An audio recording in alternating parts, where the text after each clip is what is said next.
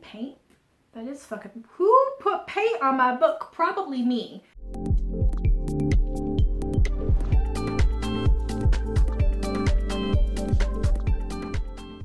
This is the first video I'm filming with the unpacked bookshelves, so we are playing with whole different lighting game because I don't have like a huge square of white in like one corner throwing everything off. And also you can actually see some of my favorite babies. I'm filming a monthly wrap-up. I haven't filmed one since February. I don't even remember if I filmed my February wrap-up. So I'm gonna film my August wrap-up because I only finished 6 books in August, which is not that many for me, so in theory, it shouldn't take me that long to film this or edit this. And also the thoughts are fresh. So, let's go. Okay, first book I finished in August was Silver Nitrate by Sylvia Moreno-Garcia. This was okay. I think I put this in my review of Silver Nitrate. The review is not so much about the book specifically, but kind of about my experience with reading some of her works, where I love the idea of what she's doing in her books, which is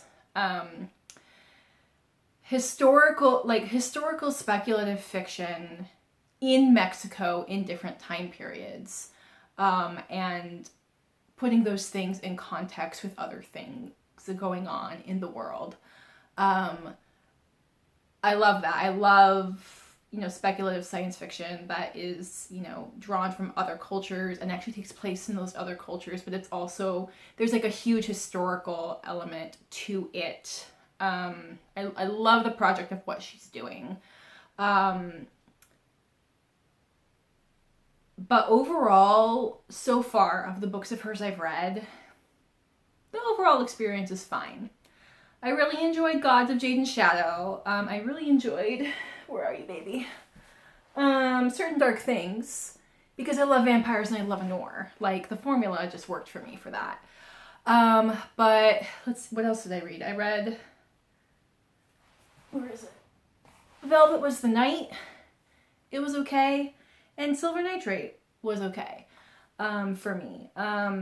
So Silver Nitrate is about, it takes place in the early 90s in Mexico, and it follows a woman who is an audio engineer for film, which I love that. I mean, I work in the arts, so any kind of like theatrical or film behind the scenes stuff, I love seeing that, and I love seeing that represented, and also like her as like the only woman at this company that does like dubbing and sound editing and compositing and stuff.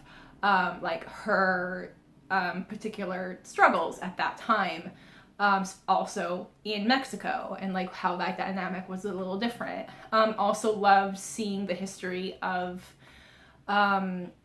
the film industry of Mexico, and how much in particular was it NAFTA that started fucking shit up.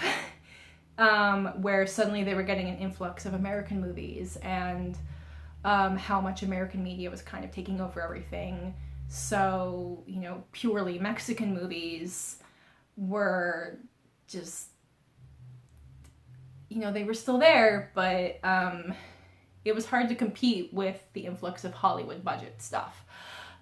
So it follows her and her childhood friend. He's a former heartthrob actor who now does a lot more like voiceover and dubbing work, like dubbing Spanish language over an English audio track. And he is kind of like a fallen icon because he had a romance with a coworker, and they were a big item, but there was a lot of like drugs and drama involved, and they were in a car crash together and she died. And he has some like residual scarring and stuff. So there's a lot of like trauma there that has impacted his career, and also like his life. So they're friends, and it's a weird like codependent friendship, because she's kind of like always had a thing for him, but she's not like conventionally attractive, and he's like, a beautiful movie star. And, you know, even with his issues and like his scarring and stuff, he's still attractive, he's still talented. I did really enjoy that over the course of this story, they have to wrestle with that and they end up in a much more healthy place at the end of it, which I appreciated. So the woman is trying to like pitch this story and in order to like get like a good job opportunity, and they go to interview this old horror, like famous Mexican horror film director about like this cursed movie that never got finished.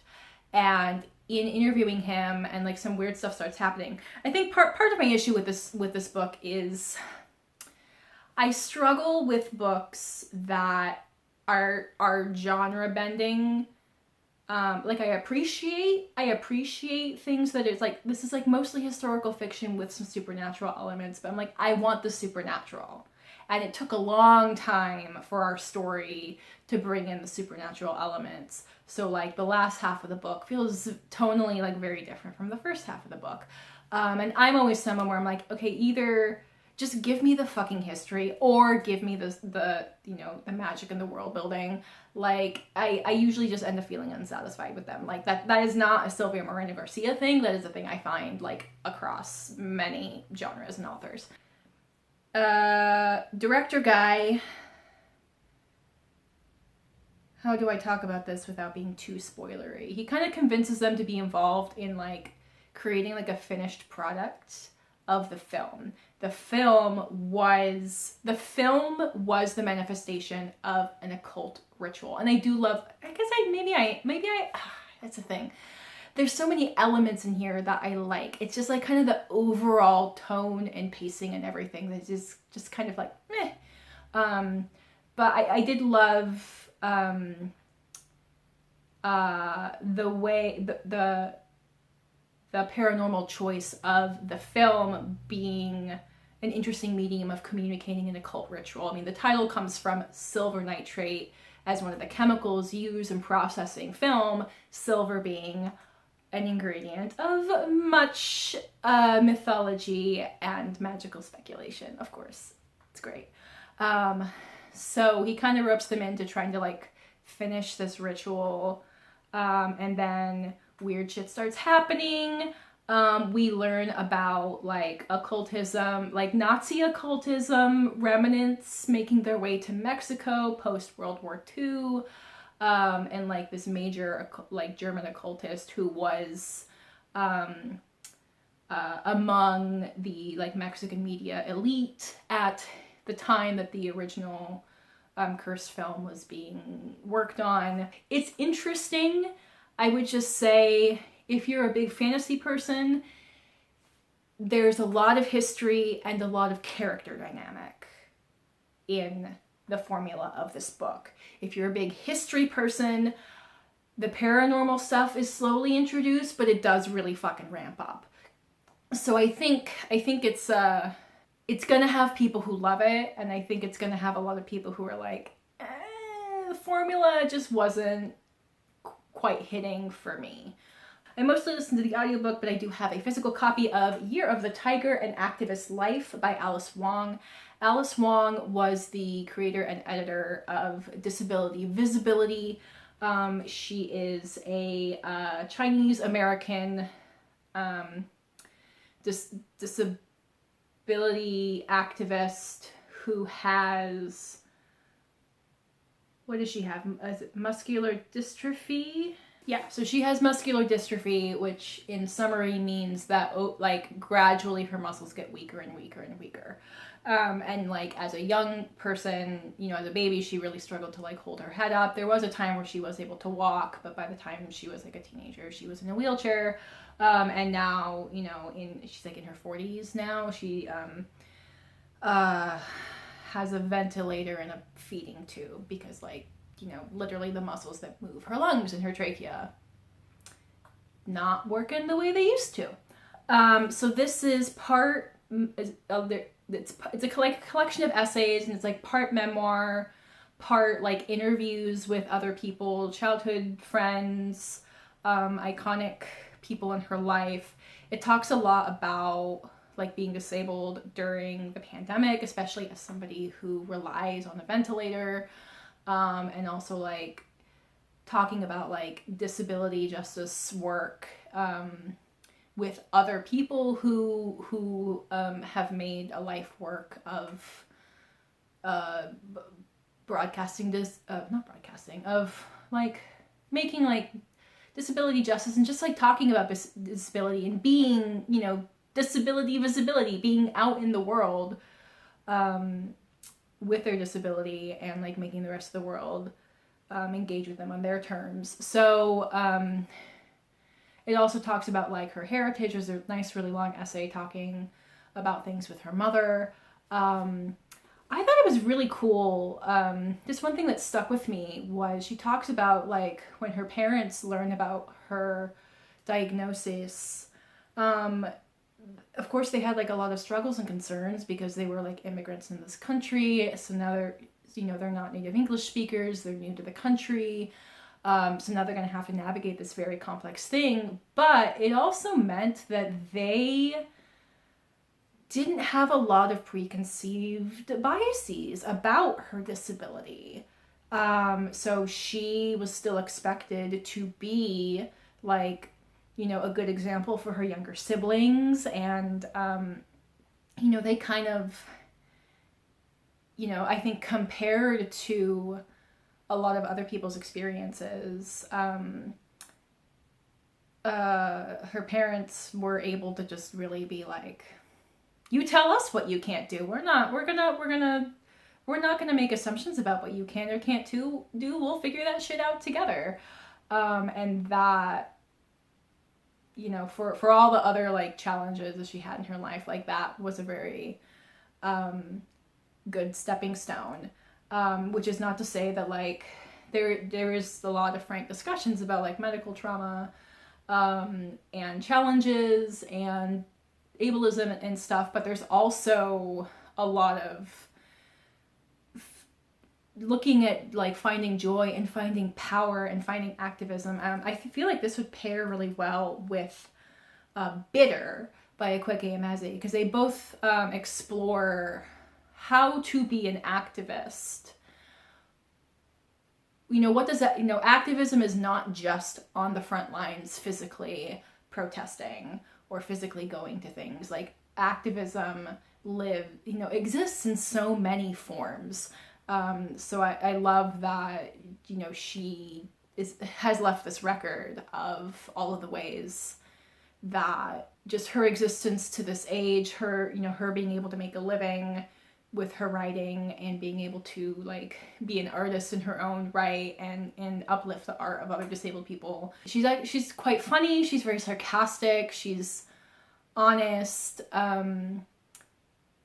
She's upbeat in the sense of she balances being real and honest with being upbeat in the sense of like being very, very, she's a very determined personality. And yeah, next, listen to an audiobook, mostly Star Splitter by Matthew J. Kirby. This is a young adult novel that deals with a teleportation gone wrong where a teenage girl, she like teleportation works by like your body gets scanned and then like the original body gets destroyed and a new one gets printed, and things happen where there is an accident with like the space station, an alien planet that her family is supposed to be studying, and she gets printed twice, and she is on this planet alone with her other self. And there's a 2-week gap between them. So this book goes back and forth between, you know, before the accident and after the accident. And like, it's like, and it has really cool questions. It asks really cool questions about like personhood and memory and identity. And and it was really good. And This is why I was so interested in this. I think I was hearing Beautifully Bookish Bethany talk about this one. I was so interested in this because this gave me what I wanted from The Last Cuentista, which I will say about that book. My feelings toward it are mostly based on I didn't have the right expectations for it. That one is definitely a younger YA voice, and I went into it kind of wanting more. I went into that one kind of wanting more of a mystery of like what the fuck happened, and that's just not what that book was. So I've thought about getting rid of it a couple of times, but I'm like, no, I need to give it some time and I need to revisit it, because like a lot of my meh feelings about it are because I had the wrong expectations for it. But this is kind of a lot more the feelings I wanted from it, which is a lot of like, you know, a person, you know, goes into stasis, goes into a teleporter thinking everything's fine, and wakes up and everything's fucking on fire, and being like, what the fuck happened? I thought like the world was really cool, and yeah, I thought like the exploration of like teleportation and like a little bit of like the quantum idea of like all time kind of like existing at the same time. So like, you know, your past self and your future self and your present self are technically all still you. So like, how the fuck do you deal with that? So it is kind of like raising the topic of like some really advanced like quantum physics ideas, but in I think a pretty accessible and digestible sci-fi thing, where like you don't need to fully understand those things in order to like appreciate the action that's happening, but if those things intrigue you, it's totally interesting to like try and interweave them and put them in context in here. So yeah, this was great. Yay. Okay, next book. Took me fucking forever to finish reading it. So let me context. This is why I only read 6 books. I watched Good Omens season 2. And I was devastated by the ending in the best way. But of course, like I immediately had to start rewatching season 1 and season 2, you know, within like a week of having watched season 2. So I was watching it like on my lunch breaks and stuff. So time when I usually would have been reading, I was rewatching that show. And also things have been busy at work, so I haven't gotten as much like audiobook time in. But anyway, so not that anyone's tracking like on my Goodreads when I start and when I end a book, but this thing like took me over a month to finish, and it's because like I read like a quarter of it and then watched that show, and my brain could literally had no room for anything. My brain was nothing but Good Omens for like 3 weeks there. So when I finally fucking came out of that and realized I had like 3 days left on my NetGalley arc for this book, I fucking downed it. And yeah, this is my favorite book that I read this month. This is Abeni Song by P. Djèlí Clark. This is his first middle grade book, and it was fucking awesome. In summary, I would describe it as Hayao Miyazaki's Spirited Away meets Tristan Strong punches a hole in the sky. So it's whimsical and dark and magical, and the character has a lot of growth, and there's like bold, interesting characters and really interesting magic. So this follows a young girl named Abeni who during a like yearly festival of her village, the old witch woman comes to her village and warns them about something, and the village ignores her, and then things happen. Village gets destroyed. All of the people get captured by this, what do they call him? The Witch King? The Witch Priest? Yeah, oh, also, like, it takes place in, like, a West African and Africa diaspora-inspired region with that relevant fantasy and magic. I think it's the Witch Priest is the name of the big bad guy, and then he's got a couple of henchmen that we see throughout the book. So anyway, Abeni gets saved by the Forest Witch. And then, you know, over time, you know, so there's a time of her, you know, we get time of her like healing from this tragedy, and then learning about, you know, this magical woman's abilities, and gets trained by her, and she lives in a fantastical house with a shit ton of doors that change every day, and there's like magical animated objects. and like an animated straw man that she learns combat with. So it's like she spends a year with this woman, you know, kind of healing from this trauma and kind of like, you know, learning more about the world and kind of gaining a new focus for her life and learning to train towards that focus. And then things happen and she goes off on an adventure to try to confront some of the evil shit that's going on. She meets up with like various animal spirits who also have like a human form along the way. Yeah, it's fucking amazing. It's fucking amazing. It's so good. Yeah. I love it. I love it. I love it. Next, another book I enjoyed. This was one of my most anticipated books of the year. This was Sanctuary with Kings by Kathryn Moon, the last book in the Tempting Monsters series, which is a very smutty reverse harem monster romance series. So I'll say about the series if you don't know what it's about. The first book I think is the most sweet. It's the most romance focused. It's very much focused on like the heroine and her relationships with people. And then we start to like plant the seeds of this plot against this like evil magical human Bersha. Book 2, which is still my favorite in this. Like I love this one, but book 2 is still my favorite. Book 2, it's definitely still like a overall romance arc, but it's definitely has a lot more plot of the mystery that we then learn how it's tied to Bersha and his desire to like subjugate humans to the desires of monsters. So book 3 is like the culmination of that. The end of it is like a full-out war assaulting Bersha's stronghold. So if you start the series thinking, oh sweet, like harem dynamic all the way through, I'm like, okay, well it's there, but there's also all this other shit happening. You know, I could see some people being like, too much action, give me more smut. There's plenty of smut, I promise you. Lots of smut, very creative smut. I mean, in this one, we have a dragon, a werewolf, a minotaur, a griffin? He's a griffin.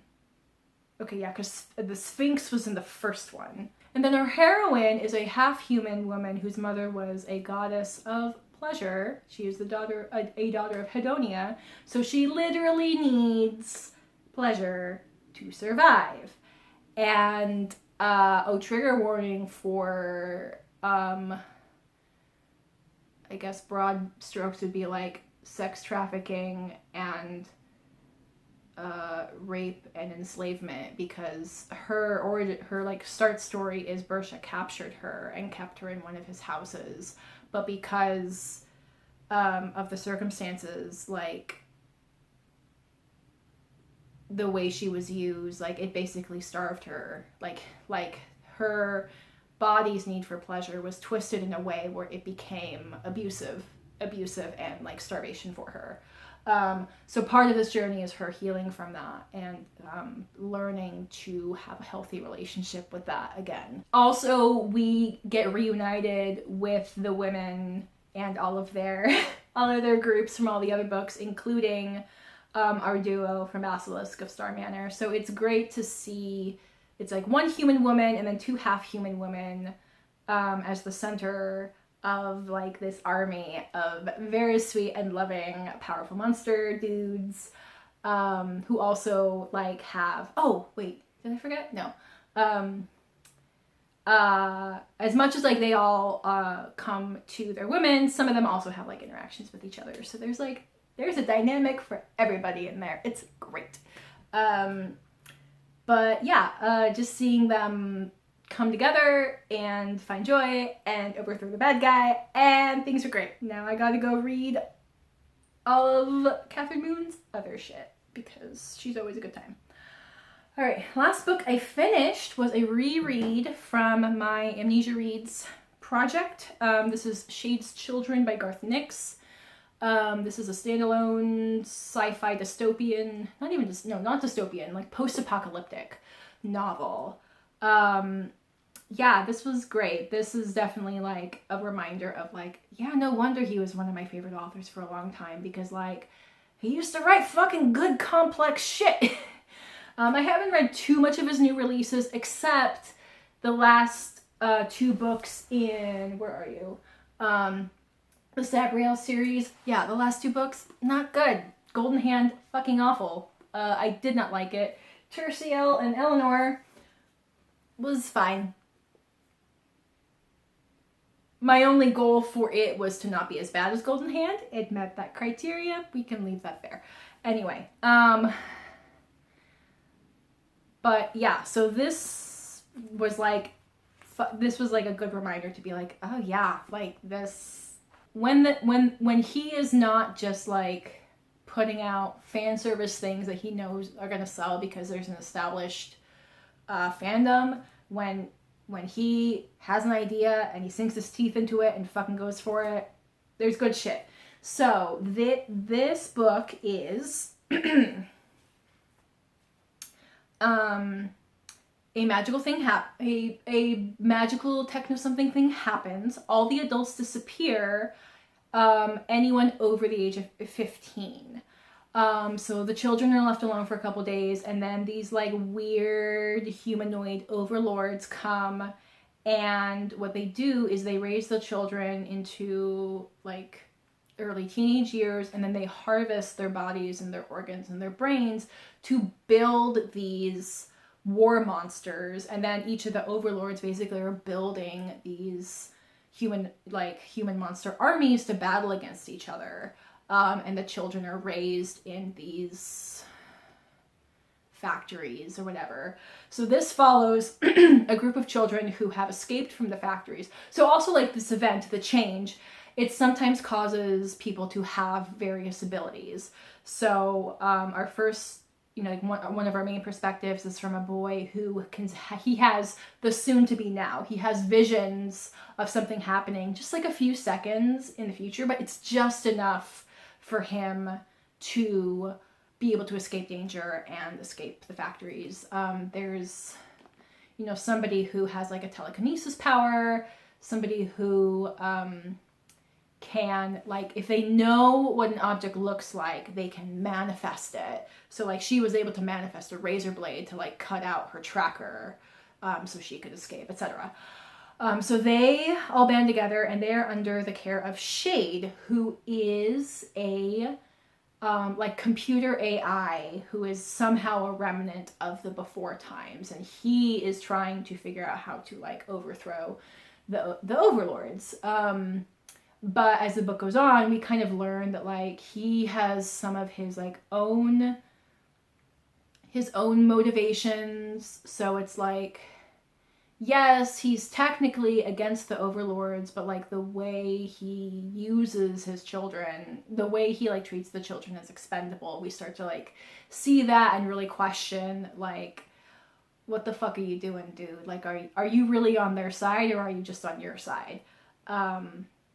Yeah, so it ends in a satisfying way. Yeah, and it is dark, it is gruesome. When I was finishing this, I'm like, you know what, this fucking reminds me a little bit of like Lord of the Flies, like not plot wise, but the unflinching gruesomeness of children surviving in a very brutal world. I was definitely seeing parallels to that. And like this was written in like 1990. Is that right? Published 1997. So this was before like Hunger Games and like all of these like the dystopian wave. Like this was, I feel like there was a time where it was hard to find YA that hits like this, and like we're starting to see some of it now, but it's more about, I feel like when we get like a really fucking dark, gruesome YA now, it's kind of because it's trying to appeal to like an adult audience too, rather than acknowledging that a lot of kids and teens, like they can handle more than you think. They can handle tough shit. Like a lot of them have gone through tough shit, and You know, they need to see like a fantastical fiction version of tough shit in order to like safely process the shit that they are going through. Take a drink every time I say shit. Is that fucking paint? That is fucking... Who put paint on my book? Probably me. But why and when? If you've made it to the end of the video and you would just like to let me know you're here, leave me a cat emoji or a tiger emoji if you've got one, or something yellow. I hope you have a good rest of your day. I encourage you to go out into the world and be curious. I will have my social media and other places where you can find me in the description box below. And I will catch you folks in my next video. No promises when that's gonna be. It'll be a fun time. All right. Bye.